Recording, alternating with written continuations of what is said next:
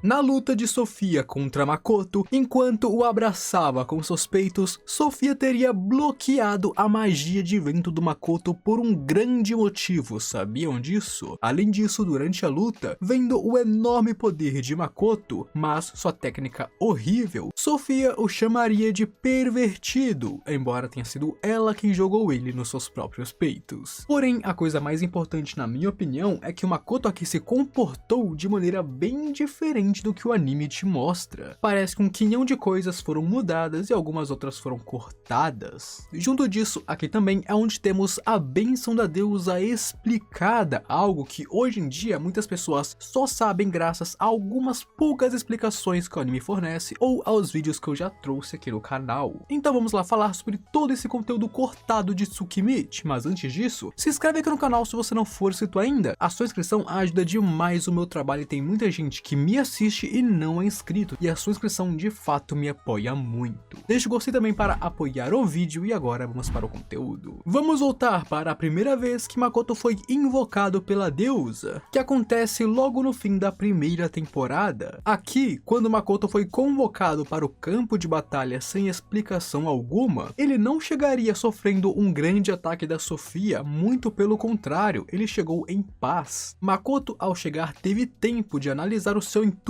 Ali ele conseguiria ver monstros e demônios marchando um pouco longe dele, com auras imponentes e bem treinadas. Makoto estava assustado e com medo, muito desconfortável, enquanto observava as coisas ao seu redor. Até que, enquanto ele examinava a floresta que estava próxima dele, ele perceberia que isso aqui não é um lugar comum, isso é um campo de batalha, eles são soldados marchando. Ele perceberia que aqueles demônios e monstros armadurados são um exército. Ao perceber isso, obviamente ele ficou em choque, se perguntando por que e como que isso está acontecendo. Logo, Makoto tentaria entrar em contato com Shiki primeiro, e percebendo que suas mensagens não chegavam até ele, tentaria falar com a Tomoe, e então com a Mio, até que caiu a ficha que ele não estava conectando com ninguém, ele não conseguiria falar com ninguém nesse ponto. E obviamente isso acontece porque nessa época Makoto e seus seguidores ainda não tinham desenvolvido aquela telepatia avançada que eles usam hoje em dia, justamente porque eles desenvolveram a telepatia avançada para evitar que algo deste tipo acontecesse novamente. Logo, parando para se acalmar, Makoto pensa no que deve fazer ali, percebendo que está em um lugar possivelmente muito perigoso. Afinal, um campo de batalha não é um lugar onde você vai casualmente. E está acontecendo uma guerra, soldados estão marchando ao seu redor, ele está completamente confuso. Pelo que ele via ao seu redor, os humans estavam recuando dessa batalha, com os demônios os perseguindo, e observando isso, Makoto lembraria da voz que ele escutou dentro daquela luz dourada, a voz da deusa, o ser que ele mais odeia nesse mundo. E é só então, depois de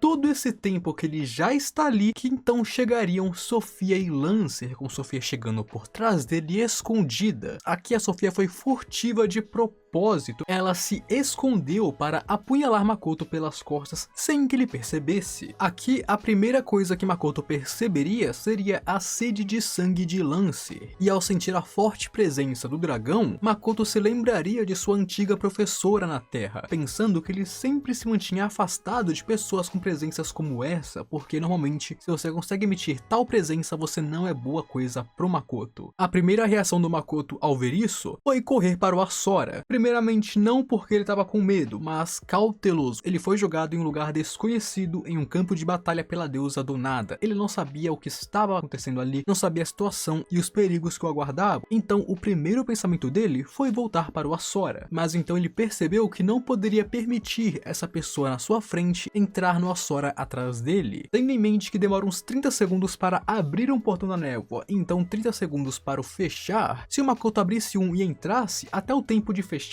essa pessoa poderia ir atrás dele, e isso é muito perigoso. Ele poderia acabar entrando e causando caos dentro do subespaço. E por isso Makoto decidiu não abrir um portão para o Asora e apenas sondar por enquanto. Mas com isso deixa claro que sim, Makoto sempre pôde abrir um portão de volta para o Asora, já que esse é um poder da Tomoe que ele ganhou ao fazer um contrato e não tem nada a ver com a deusa ou telepatia. Sim, ele poderia abrir portões para o Asora embora a qualquer momento. Ele escolheu não abrir por causa das consequências que isso traria. Primeiro, ele não queria que o seu oponente fosse atrás dele lá pra dentro do subespaço, e segundo, ele não queria que a deusa ouvisse fazendo isso, abrindo um portão. O Makoto sempre teve uma rota de fuga, ele apenas optou por não fugir imediatamente. Tanto que é por isso que mais tarde na luta, quando ele está caindo do céu e tudo mais, ele abre o portão e vai, porque ali ele já pode ficar tranquilo que ninguém vai seguir ele lá pra dentro ou que a deusa estivesse o vendo, já que tinha uma explosão acontecendo. Makoto sentiria a sede de sangue e presença de Lancer se aproximando e tentou analisar o seu oponente, até que de repente Sofia apareceu do seu lado com aquele ataque surpresa que arrancou 2 dedos do Makoto por o pegar desprevenido. Inclusive, diferente do que o anime te mostra, ela não arrancou apenas 2 dedos dele, ela arrancou 2 dedos e metade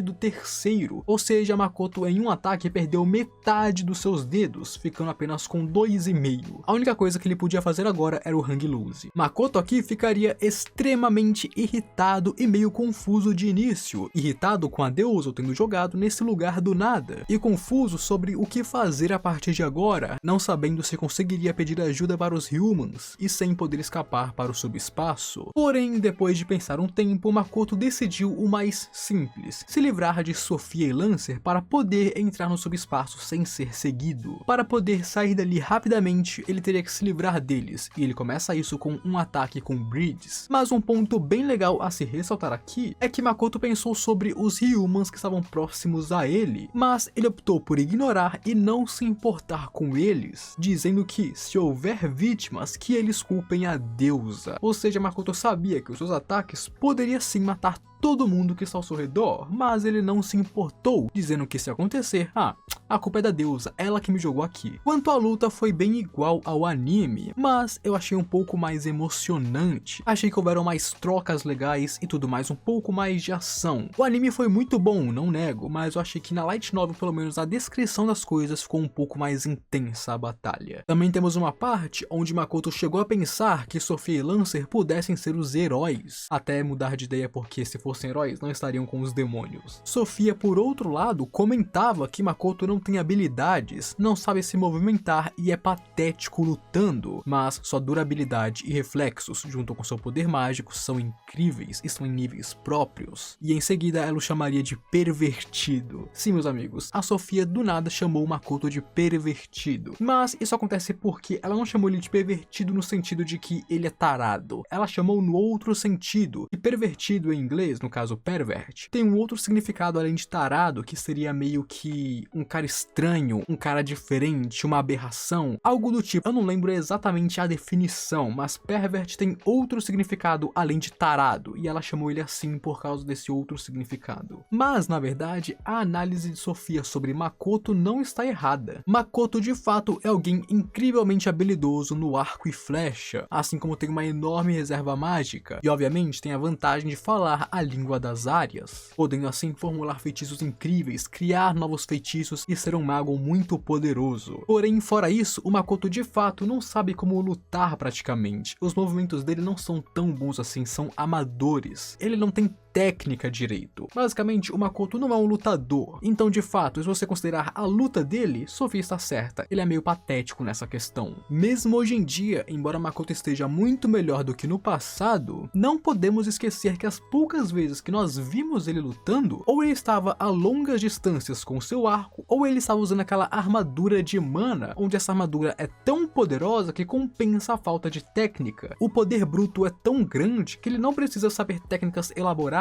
é apenas a usar. Chegamos então no final da luta, quando Sofia abraçou Makoto e levou ele lá pro céu, querendo o derrubar. Durante aquele abraço, Sofia não apenas teria desestabilizado Makoto, afinal pegou ele de surpresa e ele ficou bem embaraçado, mas também, através daquele abraço, a Sofia teria selado a magia de vento do Makoto. Isso era para que ele não pudesse flutuar ou amenizar sua queda, para que ele se espatifasse no chão e ficasse gravemente ferido ou morresse. disse. Porém, Makoto mal tem utilidade para o seu elemento vento. Já sabemos que ele tem uma baixíssima afinidade com o vento, então ele não usaria em primeiro lugar. E por isso que ele se virou tão bem naquela situação. Se Makoto fosse alguém que dependia do elemento vento, que fosse muito poderoso com o elemento vento, talvez isso pudesse ter funcionado contra ele. Mas bem, como ele nunca contou com o vento antes, ele ficou tranquilo e seguiu seu plano de dar aquele tiro com tudo que ele possuía e então desmaiar indo para o Asora. E a condição ruim do Makoto após essa batalha é um ponto bem interessante, porque o único ferimento que Makoto sofreu nessa luta foram os seus dedos. Foi esse ferimento que ele teve em sua mão. O problema é que, como ele não tem afinidade com magia de cura e não consegue se curar usando magia, a única coisa que ele pôde fazer foi tentar estancar com pano, mas a sua mão é um lugar onde circula muito sangue, inclusive o sangue que tá na sua mão acaba circulando pro cérebro também, já que quando você faz assim, você tá bombeando sangue pro cérebro. Então, com a perda desses dois dedos e sem poder se curar, Makoto estava sangrando muito, meus amigos. Ele estava constantemente sangrando e ficando mais fraco, tanto que no fim da luta, ele estava meio tonto, ele estava se sentindo fraco, se sentindo mal, mesmo sem ferimentos fatais, ele estava perdendo tanto sangue que chegou a ficar em um nível perigoso para ele, e por isso que ele acabou naquela condição, porque de fato foi apenas um ferimento leve, mas esse ferimento leve na verdade é bem grave, e levando em conta que ele estava em uma luta, se mexendo, bloqueando ataques e tudo mais, tornou ainda pior, porque se você está em uma luta se mexendo, o seu sangue bombeia, e se o seu sangue bombeia, você perde mais sangue através do ferimento. Então esse rolê do Makoto chegar todo ferrado e acabado no Asora aconteceu por causa do ferimento em sua mão. Agora, uma coisa bem interessante a se falar, e algo que o anime só explicou recentemente, mas não muito bem inclusive, e muita gente aprendeu pelos meus vídeos aqui do canal, é sobre a bênção da deusa, esse rolê de você vestir poucas roupas ou ficar bonito e essas paradas. Sabemos que a base do poder dos Humans até hoje é a bênção da deusa. Eles obviamente começaram a se desenvolver de maneiras que não precisam tanto do poder da deusa, como por exemplo o Império Gritônia com seus experimentos humanos, mas até hoje eles ainda precisam muito dessa bênção. Normalmente, antes das batalhas, o representante dos Humans faria um discurso, a deusa confirmaria esse discurso e então ofereceria a sua proteção divina àqueles que aceitam ela. Por outro lado, aqueles que a negam serão amaldiçoados pela deusa, onde nós vemos que ela não gosta de pessoas que rejeitem sua bênção. Aquele que recebeu a bênção terá sua força duplicada, e os amaldiçoados terão suas forças cortadas pela metade. Ou seja, ao receber a bênção da deusa, através de um discurso, um exército pode ficar até mesmo 4 vezes mais poderoso que o normal, nos mostrando o quão grandes são os poderes dessa bênção. Além disso, também podemos contar o fato de que sua bênção se torna mais forte dependendo da maneira como você se veste ou se cuida. Mulheres que ficam bonitas e mostram muito o seu corpo, geralmente são abençoadas com bênçãos bem fortes, se tornando assim guerreiras muito poderosas, tanto que é por isso que em Tsukimichi nós temos tantas guerreiras em linhas de frente, porque com as bênçãos que elas recebem ao usar armaduras bem reveladoras, elas são realmente muito mais fortes que os homens. Os homens, por outro lado, aqueles que se cuidam e têm aparências mais andrógenas, também ficam mais fortes, onde a deusa tem claramente uma preferência, um padrão de beleza que ela quer que todos sigam, e aqueles que seguem ganham suas bênçãos. Mas também é aí que entra o problema, porque os Humans são muito burros e só sabem lutar de uma maneira. Basicamente, lutas entre Humans acabam de uma maneira. Os dois lados fazem um discurso. O discurso que a deusa mais gostar recebe sua bênção. Então, obviamente, porque ele recebeu a bênção, ele vai ganhar do outro lado, certo? Mas então, esse é um jeito patético de se lutar. E o problema é, isso é apenas com Humans. Demônios não contam com as bênçãos, eles não precisam delas. Então os Humans, que só sabem lutar de um jeito e é desse jeito patético, sofrem demais às mãos dos outros. E é por isso, obviamente, que os Humans perderam tanto para os demônios após a deusa sumir por um tempo. Mas agora eu quero que você comente aí embaixo o que você achou dessas informações, desse conteúdo que foi cortado e um pouco mudado. Comenta aí o que você achou ou qualquer outra coisa para provar que assistiu o vídeo até aqui. E se você viu até aqui, se inscreva no canal, porque se você assistiu tudo isso de alguma coisa você gostou, e se você gostou, me apoie, me dá essa chance e uma chance, se inscreve aí e me ajude. Deixe você também para apoiar o vídeo, e agora eu fui.